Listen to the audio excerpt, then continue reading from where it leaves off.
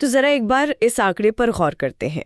दुनिया भर में पिछले 30 सालों में लू या जिसे हम हीट वेव कहते हैं, उसकी वजह से जितनी भी मौतें हुई हैं ना, उनमें से 20% मौतें अकेले भारत में हुई हैं। वाकई ये एक ऐसा फैक्ट है जो किसी को भी हैरान कर दे। हाँ बिल्कुल। मतलब अक्सर जब हम किसी प्राकृतिक आपदा के बारे में सोचते हैं तो दिमाग में एक बहुत साफ तस्वीर बनती है, जैसे कि भूकंप आया तो इमारतें गिर गईं या बाढ़ आई तो पानी सब बहा ले गया। तबाही एकदम सामने दिखती है। बिल्कुल, इन आपदाओं का नुकसान साफ होता है। लेकिन जब हम बढ़ते हुए तापमान की बात करते हैं ना, तो वो स्पष्ट तस्वीर बिल्कुल धुंधली पड़ जाती है। सही कहा। ये इंसान की फितरत है कि हमें खतरों को अपनी आंखों से देखना पसंद है। जब हम किसी चीज को टूटते देखते हैं तो हमारा दिमाग तुरंत अलर्ट मोड में चला जाता है। जी, ओके। तो चलिए इसे थोड़ा बारीकी से समझते हैं। आज की इस गहरी चर्चा में या डीप डाइव में हम मुख्य रूप से 2026 के अमन गोस्वामी के लेख और इससे जुड़े कई शोध पत्रों का विश्लेषण कर रहे हैं। हाँ, heat waves in India and intensifying climate emergency वाला लेख। राइट, वही। और इन स्रोतों को पढ़ने के बाद एक बात जो सबसे ज्यादा चुभती है वो ये है कि हीट वेव किसी अचानक आने वाले भूकंप की तरह बिल्कुल नहीं है। इसे अगर एक उपमा दूं ना तो ये एक अदृश्य बाढ़ की तरह है। एक इनविजिबल फ्लड। बिल्कुल, लेकिन विजिबल फ्लड, एक ऐसी बाढ़ जिसमें पानी नहीं बल्कि खौलती हुई हवा होती है। ये धीरे धीरे पूरे शहर को अपनी चपेट में ले लेती है और किसी को तुरंत नुकसान दिखाई नहीं देता। और यहाँ सबसे दिलचस्प बात यह है ना कि इस अदृश्य बाढ़ का स्तर अब खतरनाक रूप से ऊपर आ चुका है। मतलब हम अब सिर्फ कुछ गर्म दिनों की बात नहीं कर रहे हैं। हाँ, आंकड़े तो यही बताते हैं। बिल्कुल। शोध साफ दिखाता है कि 2015 से 2024 के बीच का दशक भारत के रिकॉर्ड किए गए इतिहास का सबसे गर्म समय रहा है। ये अब कोई कभी कभार होने वाली घटना नहीं है, ये एक क्रॉनिक और स्थायी पैटर्न बन चुका है। तो इसे समझने के लिए हमें पहले ये देखना होगा कि आखिर हम आधिकारिक तौर पर हीट वेव कहते किसे हैं। हाँ, और भारतीय मौसम विज्ञान विभाग यानी IMD की इसके लिए एक बहुत ही स्पष्ट गणितीय परिभाषा है।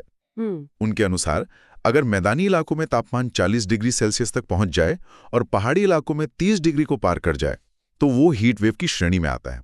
लेकिन सिर्फ इतना ही काफी नहीं है ना। लेख में बताया गया है कि बेसलाइन यानी सामान्य तापमान से जो डेविएशन या विचलन होता है वो भी बहुत मायने रखता है। एकदम सही पकड़ा आपने। उस 40 या 30 डिग्री के आंकड़े के साथ साथ अगर उस इलाके के सामान्य तापमान से 4.5 से 6.5 डिग्री की असामान्य वृद्धि दर्ज होती है ना, तब उसे आधिकारिक तौर पे हीट वेव घोषित किया जाता है। क्योंकि हमारा शरीर अपने स्थानीय पर्यावरण का आदी होता है, राइट? बिल्कुल। अगर किसी जगह का सामान्य तापमान 35 रहता है और वो अचानक 41 हो जाए तो शरीर के लिए वो एक बहुत बड़ा झटका है। और अगर ये वृद्धि 6.5 डिग्री से ज्यादा हो जाए तो वो गंभीर हीटवेव या सिवियर हीटवेव बन जाती है। या फिर तापमान सीधे 45 डिग्री के निशान को छू ले। हाँ, तब तो सामान्य तापमान चाहे जो भी हो वो अपने आप में एक जानलेवा स्थिति है। बाप रे। लेकिन जब मैं इस स्रोतों को पढ़ रही थी तो विश्व मौसम विज्ञान संगठन यानी WMO की परिभाषा ने मुझे सबसे ज्यादा डराया। रात के तापमान वाली बात? हाँ, वो सिर्फ दिन की चिलचिलाती धूप पर फोकस नहीं कर रहे हैं, उनका पूरा जोर रात के तापमान पर है। और इसके पीछे एक बहुत ही ठोस जैविक कारण है। देखिए, मानव शरीर एक जटिल मशीन है। दिन भर की गर्मी सहने के बाद इस मशीन को खुद को रिपेयर करने के लिए रात में ठंडे तापमान की जरूरत होती है ताकि वो कूल डाउन हो सके। हाँ, नींद के दौरान हमारे शरीर का कोर तापमान 1 या 2 डिग्री नीचे गिरना चाहिए ताकि हमारी कोशिकाएं खुद की मरम्मत कर सकें। लेकिन WMO कहता है कि असली खतरा तब है जब रात का तापमान गिरता ही नहीं। मतलब अगर रात में भी बाहर 32 डिग्री बना रहे तो हमारे शरीर का कूलिंग इंजन बंद ही नहीं हो पाता, उसे रात भर काम करना पड़ता है। तो इसका सीधा मतलब ये हुआ कि शरीर को 1 सेकंड के लिए भी रिकवर होने का मौका नहीं मिल रहा है। बिल्कुल नहीं मिल रहा। और यही लगातार बना रहने वाला हीट स्ट्रेस हीट वेव को एक साइलेंट किलर बनाता है। इंसान को लगता है कि वो कमरे में लेटा है, लेकिन उसका शरीर अंदर ही अंदर गर्मी से लड़ रहा होता है और आखिरकार अंग हार मान लेते हैं, जिसे हम मेडिकल भाषा में ऑर्गन फेलियर कहते हैं। ये तो बहुत डरावना है।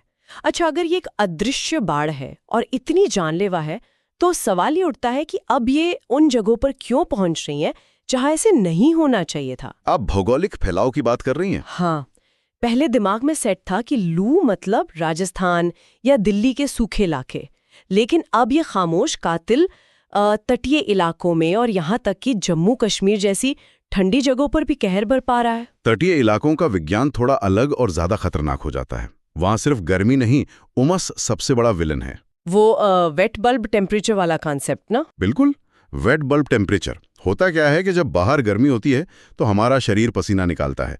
वो पसीना जब सूखता है या इवेपोरेट होता है तो शरीर को ठंडक मिलती है। ये हमारा इनबिल्ट एसी है। लेकिन कोस्टल एरियाज में तो हवा में पहले से ही इतनी नमी होती है। वही तो, वहां पसीना सूख ही नहीं पाता, तो शरीर का अपना कूलिंग सिस्टम फेल हो जाता है। 35 डिग्री का तापमान अगर 80% उमस के साथ होना तो वो शरीर को 45 डिग्री या उससे भी ज्यादा महसूस होता है। ओहो, मतलब इंसान का शरीर सचमुच अंदर से उबलने लगता है। एकदम। और इसीलिए वहां हीट वेव ज्यादा जानलेवा साबित हो रही है। और अगर जम्मू कश्मीर की बात करें तो वहां एंटी साइक्लोनिक परिस्थितियां इसका बहुत बड़ा कारण है। हाँ, ये शब्द स्रोतों में बार बार आया है, एंटी साइक्लोनिक परिस्थितियां। आम भाषा में ये क्या बला है और ये गर्मी कैसे बढ़ाती है? इसे ऐसे समझिए, सामान्य साइक्लोन में हवा ऊपर उठती है, बादल बनते हैं, बारिश होती है। लेकिन एंटी साइक्लोन इसके उलट काम करता है। इसमें हवा का उच्च दबाव बनता है जो हवा को नीचे धकेलता है। और जब हवा नीचे आती है तो वो सिकुड़ती है। और भौतिकी का नियम है कि सिकुड़ती हुई गैस गर्म होती है। ये उच्च दबाव आसमान में एक विशाल और अदृश्य ढक्कन की तरह काम करता है। न हवा ऊपर जाती है, न बादल बनते हैं। तो सूरज सीधा जमीन को तपाता रहता है। लेकिन मैं यहाँ थोड़ा रुकना चाहूंगी। क्या हम हर चीज के लिए सिर्फ इन प्राकृतिक बदलावों या ग्लोबल वार्मिंग को दोष देकर अपनी जिम्मेदारी से बच रहे हैं? आपका इशारा शहरों के इंफ्रास्ट्रक्चर की तरफ है। बिल्कुल। शोध में अर्बन हीट आइलैंड इफेक्ट का बहुत जिक्र है। क्या इसका सीधा सा मतलब ये नहीं है कि हम खुद अपने लिए कंक्रीट के ओवन बना रहे हैं? ये बहुत ही मजबूत सवाल है। हम बच नहीं रहे हैं। ग्लोबल वार्मिंग तो बस एक कैटलिस्ट है। असल तबाही तो हमारे खराब शहरी ढांचे के साथ मिलकर आ रही है। डामर की सड़कें, कांच की इमारतें, कंक्रीट, ये सब गर्मी को सोख लेते हैं, एक स्पंज की तरह। हाँ, और रात भर इस गर्मी को वापस उगलते रहते हैं। इसीलिए शहरों का तापमान गांव से कई डिग्री ज्यादा रहता है। और इसीलिए स्रोतों में इसे विशुद्ध मौसमी घटना नहीं माना गया, बल्कि इसे एक क्लाइमेट एंथ्रोपोजेनिक हाइब्रिड संकट कहा गया है। बिल्कुल। प्रकृति और इंसान की गलतियों का एक खतरनाक कॉकटेल। और यहाँ पर एक बहुत ही वाकई दिलचस्प मोड़ आता है। अगर ये एक हाइब्रिड संकट है तो इसका असर सिर्फ सेहत पर नहीं पड़ेगा, हमारी पूरी अर्थव्यवस्था पर इसका असर होना तय है। और वो असर दिख भी रहा है। जब हम गर्मी की बात करते हैं तो हम बस पसीने के बारे में सोचते हैं, लेकिन 2030 तक 34 मिलियन मतलब करीब 3.4 करोड़ नौकरियों का नुकसान और भारत की जीडीपी के 4.5% हिस्से पर सीधा खतरा। ये तो एक आर्थिक सुनामी है। और इस सुनामी का मैकेनिज्म समझना जरूरी है। नौकरियां अचानक गायब नहीं हो रही। जब पारा 45 पार करता है ना, तो आउटडोर लेबर पूरी तरह ठप हो जाती है। जैसे कंस्ट्रक्शन साइट्स पर दोपहर में काम करना असंभव हो जाता है। जो मजदूर 8 घंटे काम करता था वो मुश्किल से 4 घंटे कर पाता है। उत्पादन गिरता है और इसका सीधा बोझ जीडीपी पर आता है। और कृषि क्षेत्र का क्या? लेख में इवापोट्रांसपिरेशन या वाष्पोत्सर्जन का जिक्र है। गर्मी सिर्फ पसीना नहीं सुखा रही, वो खेतों की नमी भी खींच रही है। सही कहा। मिट्टी की नमी खत्म होते ही उपज गिर जाती है। गेहूं, धान जैसी फसलें हीट स्ट्रेस बर्दाश्त नहीं कर पाती, दाने सिकुड़ जाते हैं और मवेशियों की दूध देने की क्षमता भी बुरी तरह गिरती है। वाकई, ये सिर्फ पसीना नहीं निकाल रही, ये हमारी थाली से खाना भी छीन रही है। और इसी के साथ एक और बड़ा खतरा है हमारा पावर ग्रिड।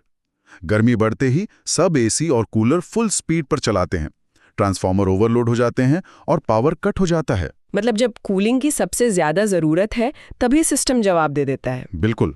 तो ऐसे में आम लोगों के पास बचाव का क्या रास्ता बचता है?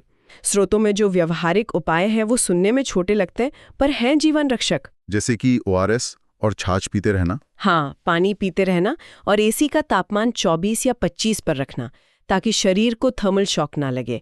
लेकिन इसमें कुछ ऐसे तथ्य भी हैं जो भौतिक विज्ञान और गैजेट से जुड़े हैं। कार के फ्यूल टैंक और मोबाइल फोन वाले। राइट, हाँ वो ही। क्या वाकई फ्यूल टैंक पूरा ना भरना इतना जरूरी है? क्या हम गर्मी को इतना नजरअंदाज कर रहे थे कि इन जानलेवा बातों का एहसास ही नहीं हुआ? इसे ऐसे देखते हैं, 45 डिग्री पर थर्मल एक्सपेंशन यानी गर्मी से चीजों का फैलना शुरू हो जाता है। पेट्रोल और डीजल गर्मी में फैलते हैं। अगर टैंक गले तक भरा है तो दबाव से वो बम की तरह फट सकता है। बाप रे! तो मतलब शाम को या सुबह ही ईंधन भरवाना चाहिए? एकदम सही। और मोबाइल्स में लिथियम आयन बैटरी होती है जो खुद गर्मी पैदा करती है। बाहर अगर 45 डिग्री हो तो बैटरी की गर्मी बाहर नहीं निकल पाती और थर्मल रनअवे का चेन रिएक्शन शुरू हो जाता है, जिससे बैटरी फूलकर फट सकती है। हाँ, इसीलिए धूप में डैशबोर्ड पर फोन छोड़ना बहुत खतरनाक है। और वो कार की पार्किंग वाली टिप भी बहुत दिलचस्प थी कि शीशे हल्के से खुले छोड़ने चाहिए ताकि ग्रीन हाउस इफेक्ट ना बने और अंदर की उबलती हवा बाहर निकल सके। बिल्कुल, क्योंकि बंद कार 60 डिग्री तक पहुंच सकती है कुछ ही मिनटों में। तो मतलब इस सब का आखिर नतीजा क्या निकलता है? व्यक्तिगत स्तर पर तो हम बचाव कर रहे हैं, लेकिन 34 मिलियन नौकरियां और जीडीपी, इस संकट का सामना सिर्फ लोग तो नहीं कर सकते ना? प्रशासन को आगे आना ही होगा। अगर मैं इन क्षेत्रीय मॉडल्स की तुलना एक वैक्सीन से करूं, जैसे एक सफल वैक्सीन को पूरे देश में पहुंचाना होता है, तो अहमदाबाद या तेलंगाना के मॉडल को भी तो स्टैंडर्डाइज करने की जरूरत है। ये वैक्सीन वाली उपमा बहुत सटीक है। वन साइज फिट्स ऑल वाली सोच यहाँ काम नहीं करेगी। अहमदाबाद का हीट एक्शन प्लान इसका शानदार उदाहरण है, जहां उन्होंने वो अर्ली वार्निंग सिस्टम तैयार किया था।